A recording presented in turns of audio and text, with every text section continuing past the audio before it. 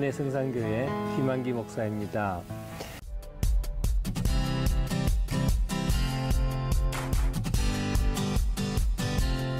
한 가난한 가정에 민수라는 한 소년이 있었습니다.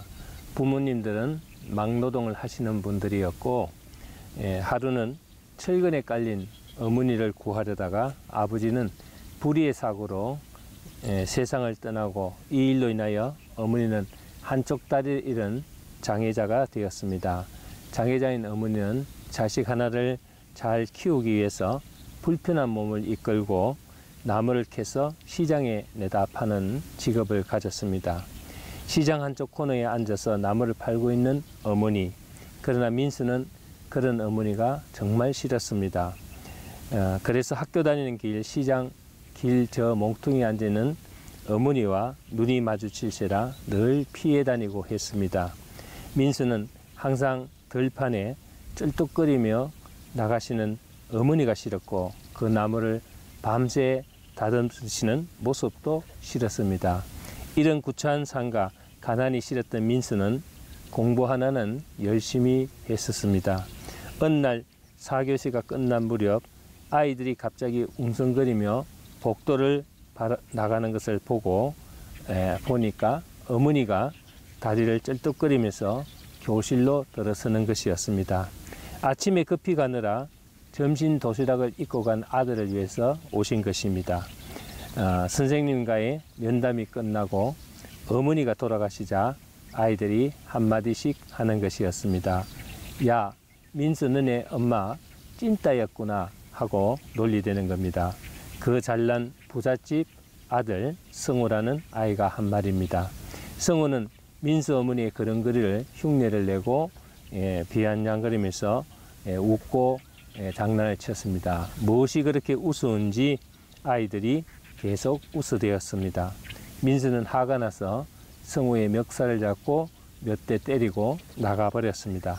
그리고 길거리를 배회하다가 집으로 와보니까 집 앞에 잘 차려입은 아주머니와 성우가 어머니께 소리를 지르고 있었습니다. 아니, 애비 없는 자식은 이래도 되는 거야? 못 배우고 없는 티를 내는 거야? 뭐야? 자식 교육 좀 잘 시켜요. 어머니는 계속 굽신거리며 시종일관 죄송하다는 말밖에 하지 않았습니다. 민수는 그러는 어머니가 더욱더 보기 싫었고 미웠습니다. 민수는 어머니께 분노찬 한마디를 해댑니다. 이제 다시는 학교에 오지 마. 알았어? 창피해서 죽는 줄 알았단 말이야. 그래, 미안하다. 난 내가 걱정이 되어서 그랬단다. 난 차라리 엄마가 없었으면 좋겠어. 민수는 홧김에 하지 않아야 할 말을 엄마에게 하고 말았습니다. 그리고는 민수는 자기 스스로가 자문자답하기를 난 꼭 성공할 거야. 그리고 이 구차한 삶에서 벗어날 거야. 민수는 밤새 이렇게 외치며 잠이 들었습니다. 그로부터 20년 후 민수는 암 전문 의사가 되었습니다. 가정도 꾸리고 장모님이 병원도 개업해 주었습니다. 그는 너무도 풍요로운 생활 속에서 어머니를 잊고 살았습니다. 그래도 매월 생활비 약간은 어머니에게 보내드렸지만 살아가 본 적이 없었습니다. 아니, 어머니란 존재를 잊고 사는 것이 편했었는지도 모릅니다. 하여튼 어느 날 민수는 퇴근길에 자기 집 아파트 앞에 어느 한 노인과 가정부가 다투고 있는 것을 보았습니다. 다가서 보니 그 노인은 다름이 아니라 가장 잊고자 하는 어머니였습니다. 전보다 더 야인 얼굴, 허름한 옷차림, 그리고 여전히 쩔뚝거리는 다리. 어머니는 민수를 보자 너무나 기뻐하십니다. 민수야, 너 많이 좋아졌구나. 그러나 민수는 어이가 없다는 듯이 여긴 왜 왔어요? 제가 보내준 생활비가 모자랍니까? 하고 역경을 내었습니다. 어머니는 민수야 하면서 떨리는 목소리로 민수를 쳐다보았습니다. 민수는 다시 한번 어머니에게 전 이제 민수가 아니랍니다. 당신의 아들 민수가 아니란 말이에요. 돌아가세요 하고 이 한마디를 끝으로 집으로 들어가 버렸습니다. 그 후 1년이 지난 후 어머니의 사망 소식을 고교 담임 선생님으로부터 듣게 되었고, 이제 마지막으로 장례를 치르기 위해서 처음으로 예전 집으로 내려가게 되었습니다. 가족이 없는 장례식장에는 시장 사람 몇몇 사람과 평소 어머니와 상담을 많이 했던 고교 담임 선생님이 혼자 계셨습니다. 민수를 알아보신 선생님, 아무 말씀도 없었습니다. 묵은 침묵이 흘렀습니다. 민수야, 내 옆에 와서 잠깐 앉아라. 선생님이 처음으로 하신 말씀이었습니다. 선생님께서 낮이 전 보따리를 민수에게 건네주었습니다. 바로 어머니가 늘 가지고 다니시던 나물 보따리였습니다. 풀어보거라. 선생님 말씀대로 민수는 보따리를 풀었습니다. 그 안에는 돈이 있었습니다. 선생님, 돈 아닙니까? 그래, 돈이다. 내 어머니가 너에게 주시는 마지막 선물이다. 그동안 내가 돌아올까봐, 그리고 혹시 내가 성공하지 못하면 다른 일이라도 할 수 있게끔 모아두신 것이란다.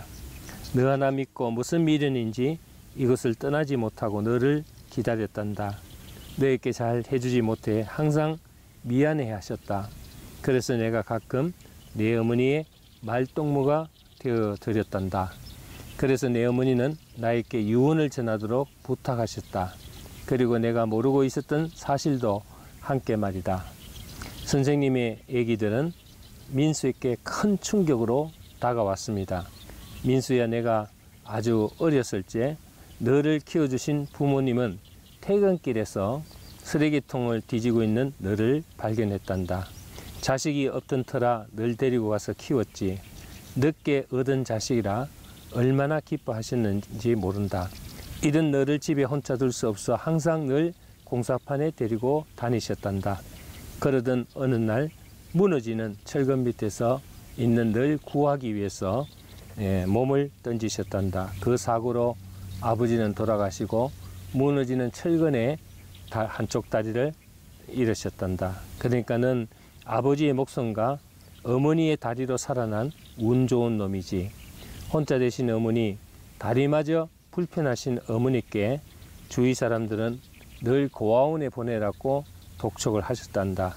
하지만 어머니는 늘 자신의 모습보다도 소중히 여기셨기에 버리지 못하고 키우셨단다.